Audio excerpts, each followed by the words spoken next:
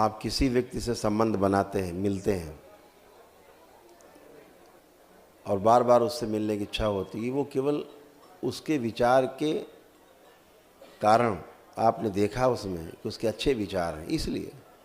फिर चाहे वो कुरूप हो, चाहे गरीब हो,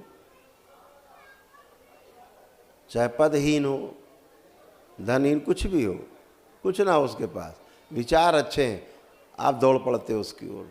जंगल में नागा साधु बैठा रहता है, लंगोटी भी नहीं है, दौड़ पड़ते हो आप उसकी तरफ। किस लिए? उसकी सोच अच्छी है, उसका विचार अच्छा है, इसीलिए आप दौड़ते हो उसकी तरफ से, आकर्षित होते हो। शरीर देख के आकर्षित नहीं होते, कपड़े देख करके, वैभव देख करके आकर्षित बिल्कुल नहीं होते। तो वह सोच आपको अपने आप में विकसित करनी है और उसके लिए आप पूरी तरह से तैयार हैं, एकदम शुद्धि है आपकी कि अब आप ऐसी सोच रख सकते हैं बराबर, निरंतर।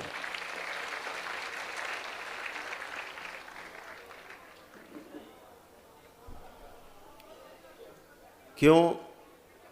क्योंकि दरबार ने आपकी शुद्धि की है।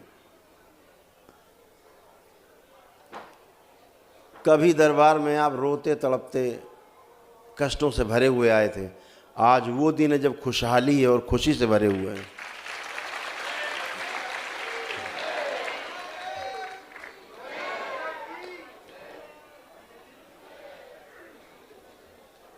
लोग पूछते कि दीक्षा लेने लोग कहाँ से लोग आते हैं, कि कहीं से नहीं आते, ये बाबा का प्रोडक्शन है।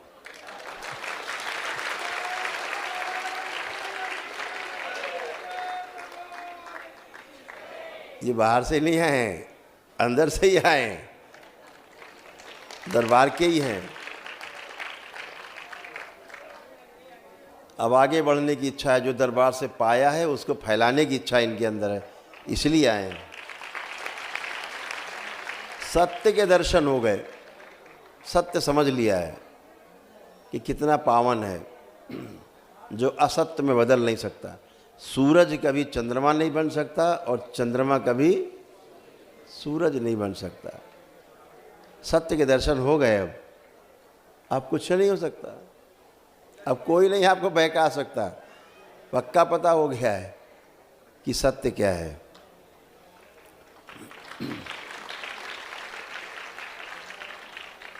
तो जब भी आप किसी पीड़ित व्यक्ति की मदद करते हो, दरबार का आप पता बताते हो, अच्छी सोच, आपको उसका पुण्य मिलता है, क्योंकि आप ऐसा करते हो, सोचने मात्र से मिलता है,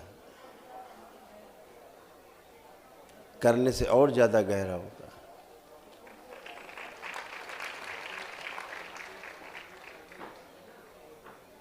हमेशा इस बात का जरूर ध्यान रखना है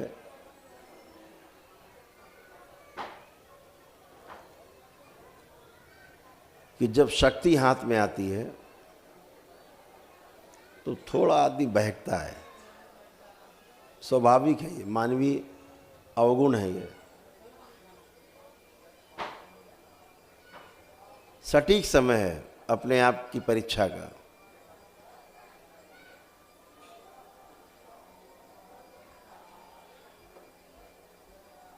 तुरंत आंख बंद करनी है और बाबा को प्रणाम करना है और बोल देना है कि बाबा, हमारे अंदर जो अहंकार आ रहा है इसकी स्मृति नष्ट कर दी जाए बस। और जहां 5 बार ओम नमः शिवाय बोल के आंख खोला, अहंकार गायब, बचता नहीं। इतना अद्भुत तो दरबार, इतनी अद्भुत शक्ति आपको दरबार ने दे रखी है सबको। परिवार में संकट कष्ट आते हैं, किसी को बीमारी आती है, कोई भी शरीर है, किसी को कोई बीमारी हो सकती है अपने अपने कर्म भोग के अनुसार। आप केवल प्रार्थना कर लेते हो, उसको टच कर लिया, प्रार्थना कर लिया, आ जाएगा आराम में तुरंत। जहाँ बाबा से प्रार्थना की वो कष्ट आपसे होकर निकल जाएगा। इतना जरूर करना, ये करने के बाद वो वाक्य आखिरी वाला जरूर बोल देना कि बाबा जो फला सदस्य के लिए हमने प्रार्थना की उसका जो कष्ट मुझ में आ गया है, कृपा करके उसकी स्मृति भी नष्ट कर देना। खत्म। उससे भी गया और आपसे भी गया। दरबार का ऑफिशियल चैनल करौली सरकार ईश्वरीय चिकित्सा विज्ञान केंद्र चैनल को जरूर सब्सक्राइब करें। नमः शिवाय।